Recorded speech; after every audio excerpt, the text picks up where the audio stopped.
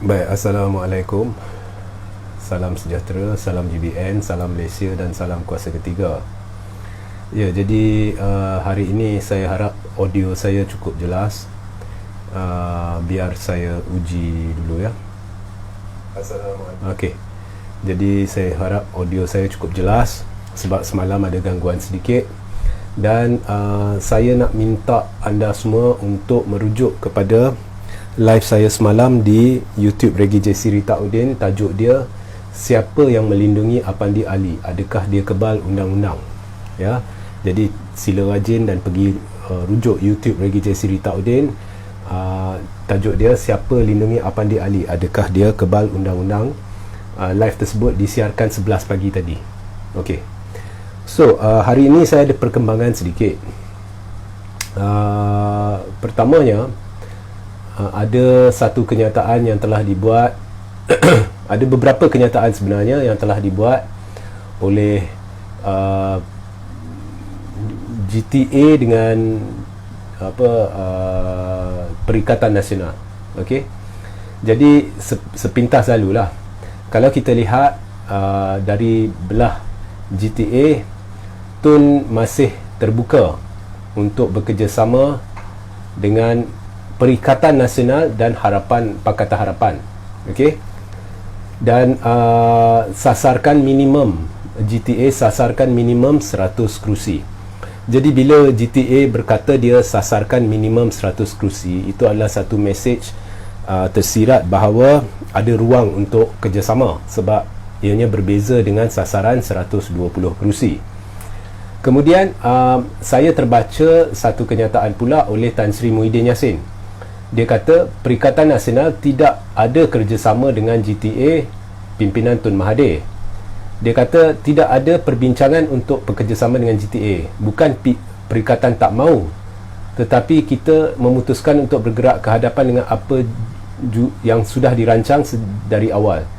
Dan dia kata jika ada sekalipun perbincangan, mungkin di peringkat bawah. Okey, ini saya baca dulu kenyataan-kenyataan lah.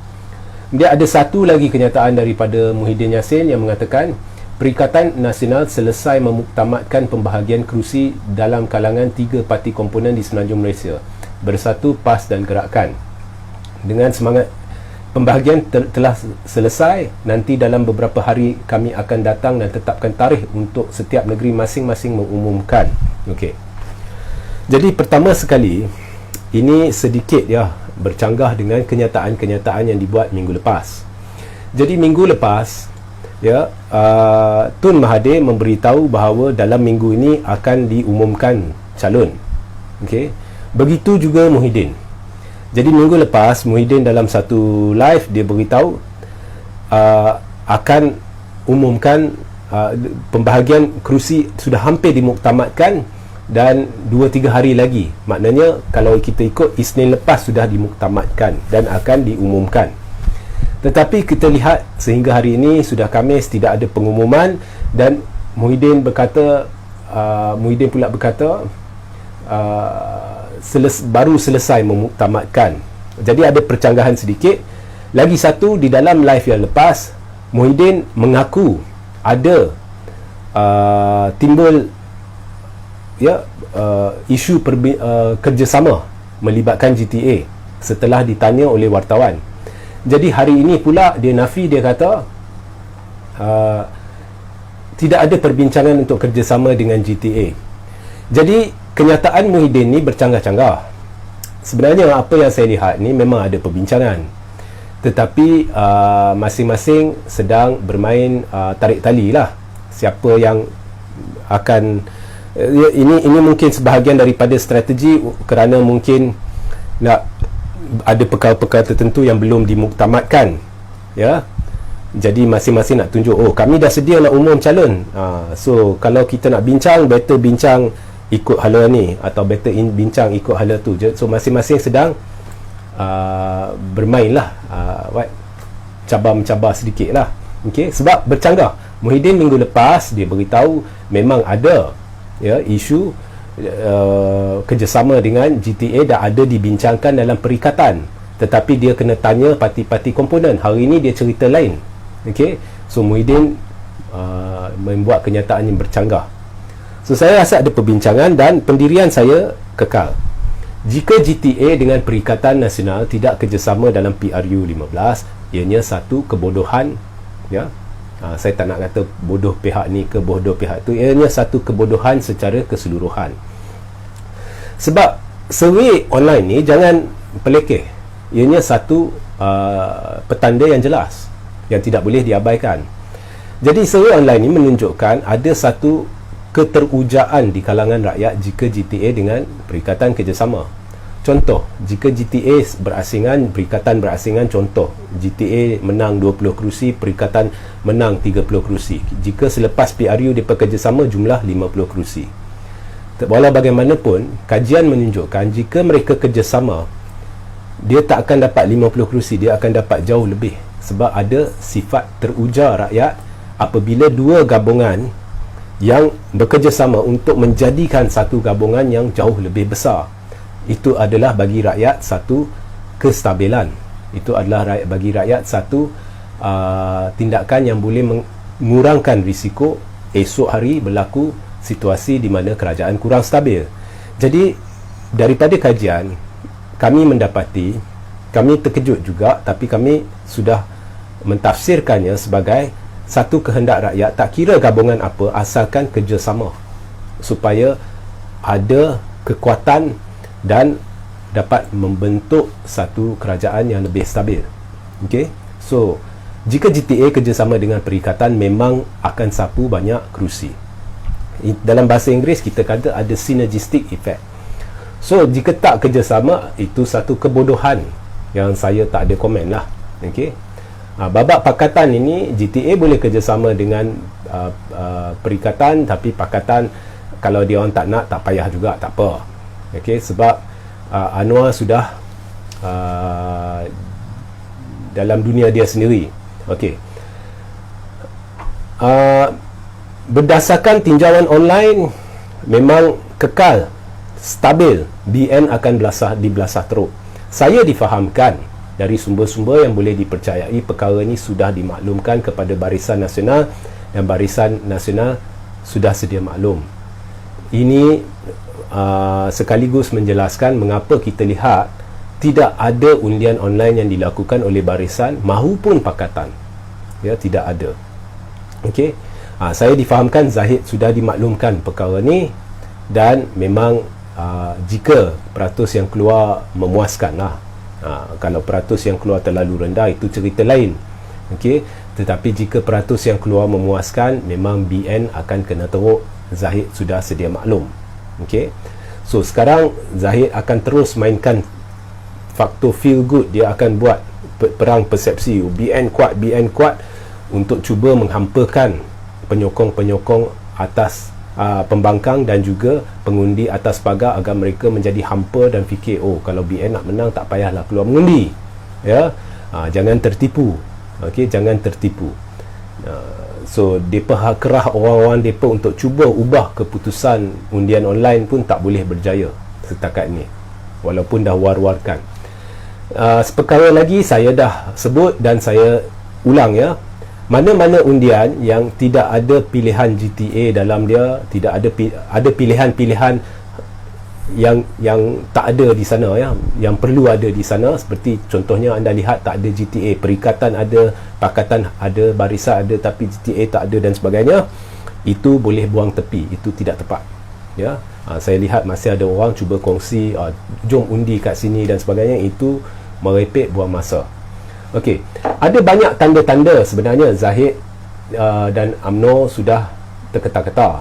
Pertamanya, dan mungkin kerjasama dengan cuba bentuk kerajaan dengan Pakatan Harapan. Pertama sekali, lebih 80% tidak tolak kemungkinan dalam satu undian yang dijalankan. Lebih 80% tidak tolak kemungkinan Anwar dan Zahid akan cuba bentuk kerajaan selepas PRU 15. Ya, tanda-tandanya jelas.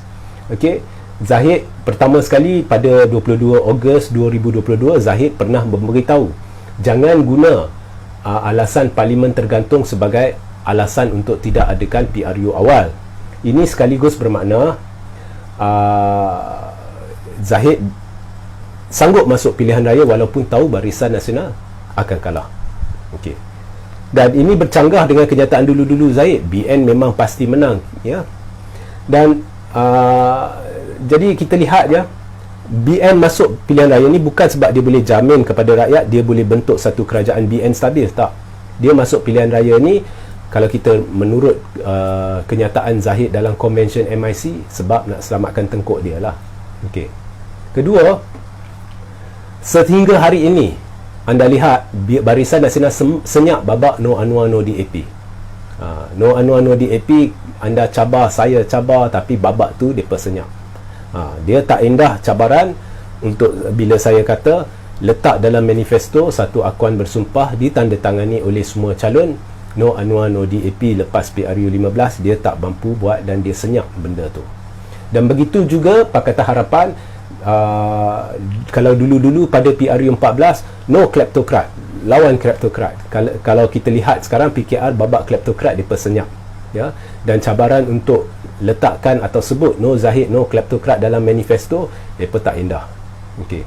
Ketiga, kita lihat Barisan dan PH saya dah sebut dah, tak berani lakukan undian secara online. Ini adalah satu petanda mereka tahu, ya, mereka tahu keputusan tidak memihak mereka, tetapi mereka mungkinlah, tidak mustahil lah lepas PRU nak lihat keputusan sama ada boleh kerjasama untuk bentuk kerajaan, ya. Dan keempat,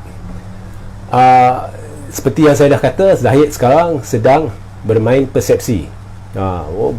Pembangkang takut, BN berani, BN kuat, ya, nak hampakanlah pengundi atas pagar dan penyokong pembangkang supaya tidak keluar mengundi. Tapi saya kira berjuta rakyat lah, berdasarkan maklumat yang diterima, berjuta rakyat sudah tonton ucapan Zahid pada convention MIC dan ramai terkejut. Berjuta rakyat Malaysia sudah tidak yakin dengan kluster mahkamah setelah rayuan terakhir Najib kes SRC, apabila mereka membuka mata melihat sendiri Najib sebenarnya tidak mampu bela diri dan dia guna pelbagai helah untuk cuba lanjutkan proses rayuan, ya.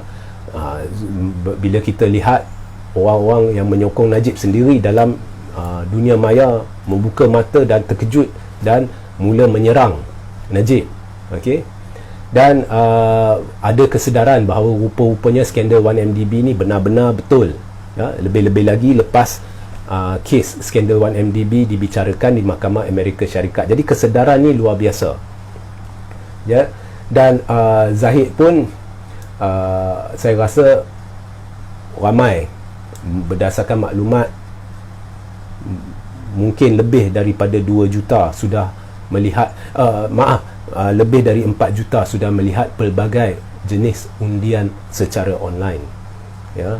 Dan benda ni makin lama makin tular.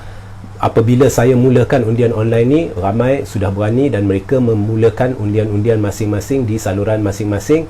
Semua keputusan tidak lari, BN akan kena teruk, okey. Semua keputusan tidak lari. Jadi itulah, selepas pilihan raya umum dijangka, GPS kita tahu Sarawak ni dia memang transparent, dia bagi tahu dia akan kerjasama dengan mana-mana kumpulan yang kuat yang mampu membentuk kerajaan. Jadi sekarang ni pertandingannya bukan BN nak cuba menang, dia tahu dia tak boleh menang. Sekiranya pengundi yang keluar ni jumlah dia memuaskan, jadi anda perlu pastikan anda keluar mengundi. Pertandingan sebenarnya adalah untuk BN melihat sama ada boleh tak kerjasama dengan PH dan pihak-pihak tertentu untuk bentuk kerajaan. Jadi Akang Umbi UMNO buka mata sikit lah, buka mata sikit. Kalau tak percaya, suruh Zahid buat No Anwar No DAP. Okay? So itu sahaja pencerahan saya. Sehingga kita berjumpa di lain masa. Assalamualaikum, salam sejahtera, salam GBN, salam Malaysia, salam kuasa ketiga.